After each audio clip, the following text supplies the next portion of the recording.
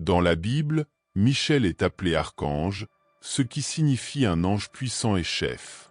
Il est comme un chef des anges, étant l'ange le plus important et considéré comme le premier prince. La Bible le mentionne dans le livre de Jude où il discute avec le diable au sujet du corps de Moïse, mais il ne prononce pas de paroles de malédiction, disant seulement que Dieu le réprimande. Michel est le seul ange à porter le titre d'archange dans la Bible, ce qui signifie qu'il est très spécial parmi tous les anges. Son nom, Michel, signifie qui est comme Dieu, et c'est un nom qui nous fait penser à Dieu chaque fois que nous l'entendons. Dans la Bible, les hommes qui voyaient des anges voulaient parfois adorer les anges au lieu de Dieu, mais Michel nous rappelle de regarder vers Dieu. Il est le chef des anges, mais il n'y a pas beaucoup d'archanges, seulement lui. Dans l'Ancien Testament, Michel est lié à la nation d'Israël et est appelé prince de ce peuple. Il est comme le premier ministre de Dieu dans l'univers. Il est aussi un messager de Dieu pour apporter des lois et des jugements. Dans le livre de Daniel, il est dit qu'il se lèvera pour protéger le peuple de Dieu en des temps difficiles. Michel est un puissant guerrier. Dans la bataille finale entre le bien et le mal, il mènera les anges contre Satan et ses démons. Ils remporteront cette bataille, et Satan sera vaincu. Satan, également appelé le diable, était autrefois un ange nommé Lucifer. Il s'est rebellé contre Dieu et a été expulsé du ciel. Il continue de lutter contre Dieu, mais sa défaite est certaine. Certaines personnes se demandent comment ce conflit a pu se produire dans un univers créé par Dieu. La Bible ne nous donne pas toutes les réponses, mais nous savons que les anges sont tombés parce qu'ils se sont rebellés contre Dieu.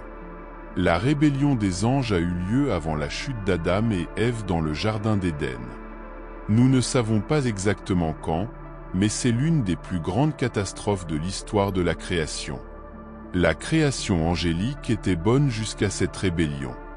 Le temps qu'Adam et Ève ont passé dans le jardin avant la chute des anges et la tentation de Satan est quelque chose que nous ignorons. Ce sont des questions qui restent sans réponse. Il semble que nous faisons face à un conflit de proportions globales. Il existe des textes anciens qui parlent des origines de ce conflit, disant qu'il y avait un être qui est tombé du ciel, comparé à une étoile du matin brillante, qui avait une grande ambition et désirait s'élever au-dessus de tout. Cet être voulait être comme le suprême et occuper une place de premier plan. Avant cela, il y avait un ange incroyablement beau et sage. Il était dans le jardin de Dieu et était orné de toutes les pierres précieuses. Cependant, il s'est rempli d'orgueil à cause de sa beauté et de sa sagesse, ce qui l'a conduit à s'écarter du droit chemin. En raison de sa cupidité et de sa violence, il a été expulsé de sa position élevée et banni. On croit que lors de cette rébellion, de nombreux autres anges se sont joints à lui. Cette bataille ne s'est pas limitée au ciel, mais s'est poursuivie sur terre. On pense que cette lutte épique culminera lors d'un événement appelé l'Armageddon, où une armée dirigée par le Christ triomphera des forces des ténèbres. Il est surprenant que l'Écriture se réfère souvent aux anges comme des étoiles, c'est pourquoi cet être déchu est appelé l'étoile du matin avant sa chute. Il y a aussi une histoire qui parle d'un tiers des étoiles étant jetées sur terre par cet être déchu. Cette lutte ne se limite pas seulement à la terre, elle affecte tout l'univers. Il est incroyable de penser que nous, avec notre bref passage sur cette planète, jouons un rôle dans cette lutte millénaire qui a commencé il y a très longtemps dans un lieu connu sous le nom de Jardin d'Éden et qui se dirige maintenant vers un point culminant. Il y a un archange nommé Michel qui dirige les forces de Dieu dans cette bataille finale. On croit qu'il se prépare pour l'Armageddon, un affrontement épique. Bien que l'adversaire ait été vaincu en principe, il est encore présent dans le monde. Cependant, on croit que Dieu utilisera finalement ses anges pour éliminer complètement cette présence. Un prophète nommé Daniel parle de Michel, qui est une sorte de commandant spirituel. Il est décrit comme l'un des principaux dirigeants qui luttent pour les messages de Dieu. Michel est lié à Israël, ayant un rôle important dans sa protection et son destin. On dit que lorsque le temps de la détresse viendra, Michel interviendra en faveur du peuple.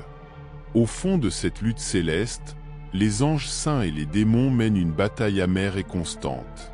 Cela est décrit de manière vivante par Daniel, qui a été témoin de la lutte féroce entre les forces divines et les forces des ténèbres. La lutte se déroule à différents niveaux, tant dans le royaume spirituel que dans le monde physique. Chaque fois que Michel est mentionné, c'est en lien avec cette lutte. Dans le chapitre 10, verset 13, de Daniel, l'ange Gabriel mentionne l'intervention de l'archange Michel dans la bataille contre les forces démoniaques. Cet épisode reflète également l'importance des influences angéliques dans les affaires humaines. La lutte entre les anges dévoués à Dieu et les anges déchus alliés à Satan joue un rôle significatif dans la narration biblique. Daniel décrit vivement cette lutte, montrant comment Michel est intervenu pour s'assurer que le message divin lui parvienne. En fin de compte, cette bataille cosmique fait partie de la grande narration de la rédemption et du triomphe du bien sur le mal. Michel, en tant que protecteur et guerrier divin, joue un rôle vital dans cette histoire, aidant à garantir que la volonté de Dieu prévale au milieu du conflit spirituel. Merci de vous abonner à la chaîne. Merci d'avoir regardé.